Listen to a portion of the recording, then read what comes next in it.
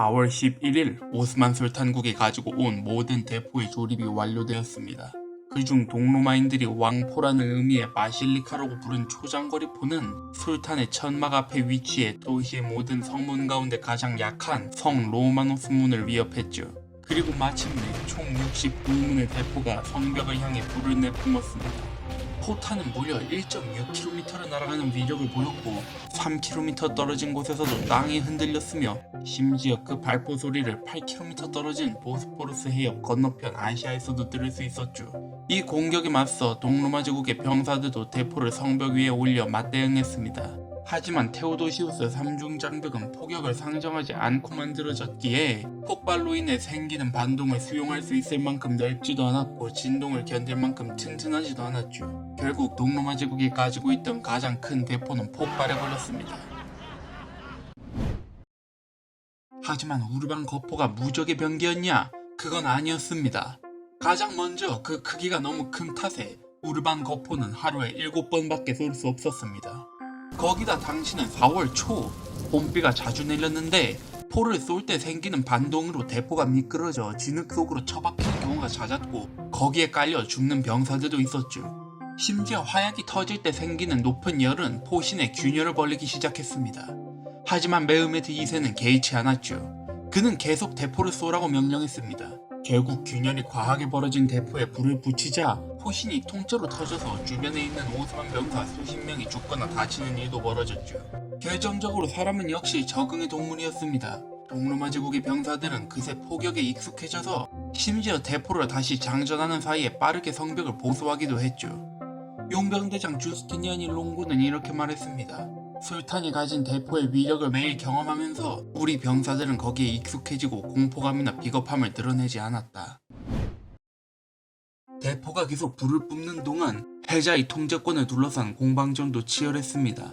낮에 오스만 병사들이 손에 잡히는 것은 무엇이든지 가져다 헤자를 채우면 밤에 동로마 병사들이 비상구를 통해 밖으로 나와 헤자를 다시 본래의 깊이로 만드는 것이었죠. 하지만 오스만 술탄국과 동로마 제국 사이에는 어찌할 수 없는 압도적인 병력 차이가 존재했고 마침내 4월 18일 헤자의 한 부분이 메워지고 성벽도 어느 정도 무너지자 메흐메트 2세는 총공격 명령을 내립니다. 오스만 술탄국 병사들은 후방에서 발사되는 활과 대포에 엄호를 받으며 헤자를 건넜고 그렇게 본격적인 전투가 시작됩니다. 압도적인 머릿수로 밀어붙이는 오스만군. 하지만 좁은 공간에서 서로를 베고 찌르는 상황은 방어군에게 훨씬 유리했고 주스티니아니 롱고 휘하의 용병대는 갑옷도 잘 갖추어 입고 있었습니다. 4시간 동안의 교전 후 오스만 병사들은 후퇴합니다. 첫 번째 전투는 동로마 제국군과 용병대의 승리로 돌아가죠. 이 기록에서 양측에 발생한 사상자의 숫자는 기록이 천차만별입니다. 동로마 제국 측 병사가 단 한 명도 죽지 않은 반면 오스만 사망자의 숫자가 무려 1만 8천이라고 주장하는 학자도 있죠. 하지만 기록이 어찌 되었던 간에 동로마 제국에게 값진 승리임은 분명했습니다. 메흐메트 2세는 콘스탄티노폴리스를 자신의 것으로 만들기 위해 오랜 시간 전례를 연구했습니다. 그리고 나온 결론은 이러했죠. 바다를 완전히 장악하지 않는다면 이 도시를 차지할 수 없다. 그렇게 대포가 성벽을 두드리던 4월 초에 메흐메트 2세는 그의 함대를 처음으로 동원했습니다. 오스만 술탄국의 함대는 주로 갤리선으로 이루어져 있었는데 일반적으로 길이가 30m의 뱃머리가 높게 만들어졌습니다. 그 숫자는 여타 작은 함선까지 모두 다 합치면 무려 140척이었죠. 반면 동로마 제국이 동원한 함대는 그것보다 규모가 훨씬 작았습니다. 급한 와중에 여러 도시국가 소속 배를 동원하다 보니 하나의 통일된 해군이 아니었고 그 머릿수조차 40척도 되지 못했죠. 하지만 동로마 제국이 오스만 술탄국에 비해 앞서는 부분이 하나 있었습니다. 바로 오스만 군대가 운영하던 갤리선에 비해 높이가 높고 튼튼했다는 것이죠. 메흐메트 2세는 자신의 새 함대에게 3가지 목표를 주었습니다. 하나, 도시를 봉쇄하라. 둘, 금강만 안으로 뚫고 들어가라. 셋, 접근하는 구원군 함대와 맞서 싸워라. 4월 18일 육지에서의 첫 번째 대대적인 공격과 동시에 발타올루가 이끄는 오스만 술탄국의 함대도 첫 번째 공격을 개시했습니다. 압도적인 숫자로 밀어붙이는 오스만 티루크. 그 결과는 개박살이 났습니다. 전투는 더 높고 더 튼튼하게 건조된 동로마 제국군의 함대에게 훨씬 유리했죠. 오스만 술탄국은 금강만의 쇠사슬을 장악하기 위해 시도했으나 그것마저 실패하고 맙니다. 육지와 바다에서 모두 압도적으로 이겨낸 동로마 제국, 희망이 보이는 걸까요? 하지만 결국 도시를 방어하는 일은 서방에서 오는 구원군에 달려있었습니다. 그리고 다행스럽게도 교황 니콜라오 5세는 이미 3월에 세 척의 제노바 상선을 고용하고 식량과 병사, 무기를 실어 콘스탄티노폴리스를 향해 떠나보냈죠. 4월 15일에 그들은 출발했고 19일에 다르다넬스 해협에 도달해서 동로마지국 수송선과 만나 총 4척이 되었습니다. 4월 20일이 되자 수송선단은 콘스탄티노폴리스의 하기야 소피아 대성당 지붕이 보일 정도로 가까이 접근합니다. 그리고 술탄은 이렇게 명령했죠. 그 배들을 붙잡아서 나에게 데리고 오든지 아니면 살아서 돌아오지 말라. 발타올루의 함대는 즉각 출발해 보스포루스 해협으로 내려갑니다. 오스만 술탄국 갤리선들은 수송선단에 접근해서 도선을 시도했고 수송선들은 필사적으로 맞서 싸웠죠. 하지만 이번에도 어김없이 유리한 것은 높이가 높은 수송선단 쪽이었습니다. 결국 수송선단은 발타올루의 함대를 따돌리고 무사히 금강만으로 들어가나 했으나 갑자기 재앙이 닥칩니다. 바람이 멈춰버린 것이었죠. 제노바 상선들은 바람으로 움직이는 범선, 바람이 불지 않으면 커다란 표적이나 다름없는 신세였습니다. 오스만 술탄국 갤리선들은 기회를 놓치지 않고 순식간에 노를 저어 멈춰선 수송선단에 달라붙었습니다. 무려 3시간 동안 오스만 함대는 수송선단을 둘러싸서 포위 공격을 벌입니다. 이대로면 머지않아 수송선단의 화살이 바닥날 것이고 피해가 계속 누적되면 그땐 침몰이죠. 하지만 바로 그때 남풍이 다시 불기 시작했습니다. 수송선단의 가로도들이 다시 부풀어 오르기 시작했고 그렇게 그들은 오스만 술탄국의 포위를 뚫고 금강만 안으로 무사히 진입하는 데 성공합니다. 메흐메트 2세는 이 어이없는 광경을 보고 화가 머리 끝까지 치밀어 오릅니다. 그는 자기 지휘관들을 향해 소리를 지르고 욕을 퍼부었죠. 반면 동로마 제국은 사기가 하늘 끝까지 치솟습니다. 도착한 배들은 그동안 제국에게 절실히 필요했던 곡물과 무기, 병력을 싣고 있었습니다. 하지만 그들이 가지고 온 것은 그것뿐이 아니었죠. 바로 이길 수 있다는 희망이었습니다. 세 차례의 큰 승리에 고무된 동로마 제국. 심지어 콘스탄티누스 11세는 메흐메트 2세에게 평화조약을 제안합니다. 이때 오스만 제국의 상황은 굉장히 심각했는데 포위가 장기화될 가능성이 눈앞에서 어른거렸기 때문이었지요. 보급과 사기에도 문제가 생기고 전염병이 발생해 병사들이 죽을 수 있으며 심지어 예민체리들이 대놓고 반란을 일으킬 가능성도 떠오르고 있었습니다. 4월 21일 아침에 메흐메트 2세는 기병 1만여 기를 이끌고 함대가 정박해있는 디플로키온 항구로 달려갑니다. 그리고 바다에서의 패배에 책임이 있는 발타올루를 해안가로 끌고 와 신문을 하죠. 이때 그는 한쪽 눈에 부상을 입어 외눈박이가 되어버린 상황이었는데 그 꼴을 본 메흐메트 2세는 화가 머리 끝까지 나버려서 그를 말뚝에 박아 죽이라고 명령합니다. 다행히 주변의 보좌진과 신하들이 그것을 만류해 목숨을 건졌으나 자신의 함대와 기병대가 지켜보는 앞에서 매 100대를 맞았으면 물론 지휘 박탈, 재산 몰수, 심지어 해군 지휘권마저 빼앗기고 말죠. 하지만 그것보다 더 큰 문제는 오스만 수뇌부의 주전파와 반전파 사이의 갈등의 골이 더욱 깊어져가고 있었다는 것이었습니다. 반전파의 수장이었던 할릴 파샤는 콘스탄티누스 11세가 보낸 조약을 받아들여야 한다고 주장했습니다. 당연히 주전파는 극렬히 반대했고 논쟁 끝에 회의는 절대 다수의 지지로 전쟁을 계속하기로 결정되었죠.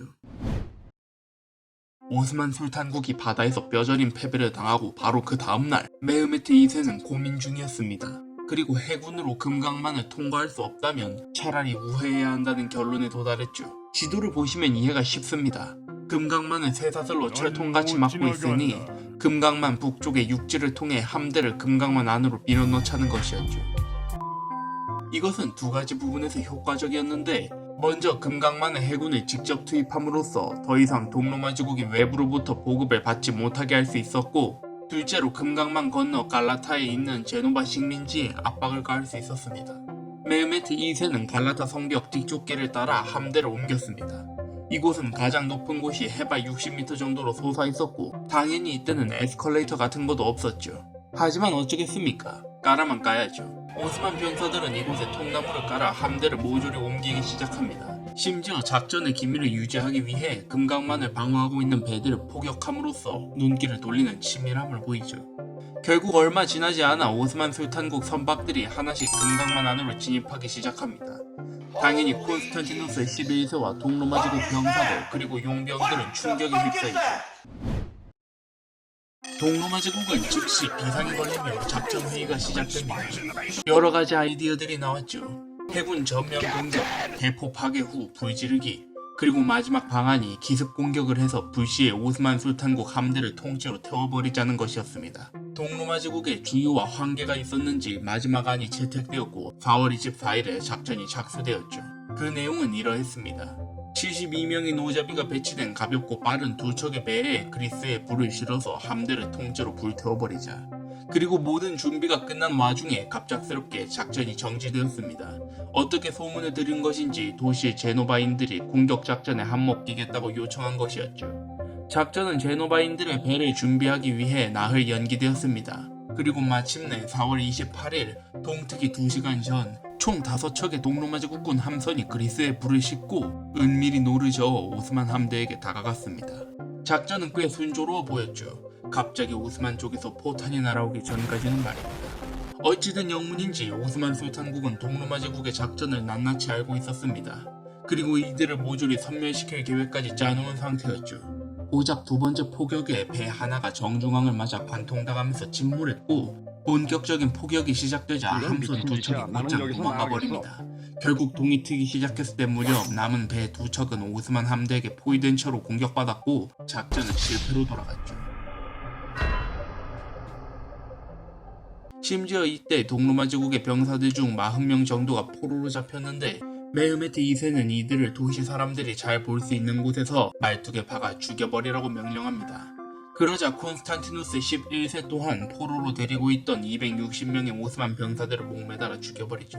하지만 그럼에도 불구하고 주도권이 동로마 제국에서 오스만 티르크에게 돌아갔다는 것은 부정할 여지가 없었습니다.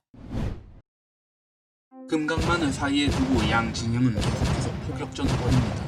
하지만 양쪽 중 어느 한쪽도 상대를 완전히 제압하지 못하고 소모전 양상으로 흘러갔죠. 한편 육지 쪽의 오스만군은 다시금 성벽을 대포로 두드리기 시작합니다. 4월 말 무렵에는 집중적인 포격으로 성벽 꼭대기로부터 10m가량이 무너져 내리는데 그러자 오스만 술탄국은 다시 한번 대대적인 공세에 나섭니다. 한낮에 시작한 전투는 해질녘이 되어서야 끝났으며 이번에도 전투는 동로마 제국의 승리로 돌아갔죠. 하지만 전황이 동로마에게 유리하게 흘러가는 것은 결코 아니었습니다. 5월 초가 되자 식량 공급이 점점 끊어졌기 때문이었죠. 심지어 금강만으로 나가 물고기를 잡는 것조차 힘들었습니다. 상황이 얼마나 심각했냐면 용병대장이었던 주스티니안이 롱고가 황제의 탈출을 위해 자신의 갤리선을 내놓았을 정도였죠. 하지만 황제는 말합니다. 나는 여기서 여러분과 같이 죽을 것이다. 그리고 전투는 계속됩니다. 5월 6일에도 5월 12일에도 오스만 술탄국은 틈만 보였다 하면 계속해서 대규모 공세를 퍼붓습니다. 그리고 실패했죠. 난공불락이라는 이름은 고스톱 쳐서 딴 것이 아니었다는 것을 테오도시우스 3중 장벽은 끊임없이 증명해냈습니다. 하지만 자원과 인력은 한정되어 있었고 점점 손실이 늘어나는 것이 눈에 보이자 콘스탄티누스 11세와 그 지휘관들은 초조해하기 시작했죠. 압도적인 전력으로 밀어붙여도 계속 실패하자 메흐메트 2세는 다른 방법을 사용합니다. 북조선 친구들에게 배워온 땅굴 파기였죠. 5월 중순부터 작센 출신 이민자들로 구성된 은광 갱부들을 동원해 오스만 술탄국은 해자 뒤에서부터 성벽까지 200여 미터를 파고 들어가기 시작했습니다. 하지만 5월 16일 한밤중에 동로마 병사들은 성벽 안에 땅속에서 불착하는 소리를 듣게 되고 주스티니안이 롱고와 함께 온 요한네스 그란트라는 스코틀랜드인의 지휘 아래 적의 갱도 위치를 탐색하기 시작했죠. 그리고 마침내 위치를 찾아낸 동로마 제국 병사들 땅굴에 뛰어들어가 버틴 때 불을 질러 땅굴을 무너뜨리는 데 성공합니다. 이것은 한 번의 시도로 끝난 것이 아니어서 21일, 23일, 25일에도 또 다른 갱도가 발견되었으나 이것 또한 막는 데 성공했습니다. 그 외에도 성벽보다 높이 쌓은 공성탑으로 침입하려는 시도를 했으나 이 또한 동로마 제국 병사들이 한밤중에 화약통을 굴려보내 터뜨려 폭발시켜버립니다. 콘스탄티노폴리스에서 한참 떨어진 에게해 동부 동로마 제국 소속 정찰선은 계속해서 서방교회로부터의 지원군을 기다리고 있었습니다. 하지만 아무도 오지 않았죠. 이들은 콘스탄티노폴리스를 떠나 도망칠지 아니면 콘스탄티누스 11세에게 돌아가 보고할지 투표를 붙입니다. 그리고 이들은 용감하게 돌아갔죠. 오스만 함선으로 변장을 한 이들은 무사히 금강만 내부로 진입해 황제에게 가서 보고합니다. 아무런 함대도 발견하지 못했다는 것이었죠. 콘스탄티누스 11세는 이들에게 감사를 표합니다. 그리고 그들이 나가자 홀로 슬픔에 겨워 비통하게 울기 시작했죠. 이 날은 포위전 48일째였습니다. 압도적인 전력 차이에도 불구하고 끊임없이 공격을 막아내는 동로마 제국. 하지만 외부로부터의 지원이 차단된 상태에서 얼마나 더 버틸 수 있을까요? 그렇다고 해서 오스만 술탄국의 상황이 나은 것은 결코 아니었습니다. 이들 또한 오랫동안 계속되는 공성전에 점점 지치고 있던 건 마찬가지였죠. 그리고 앞으로 남은 단 한 번의 정면 대결이 이 도시의 운명을 영원히 바꾸게 됩니다.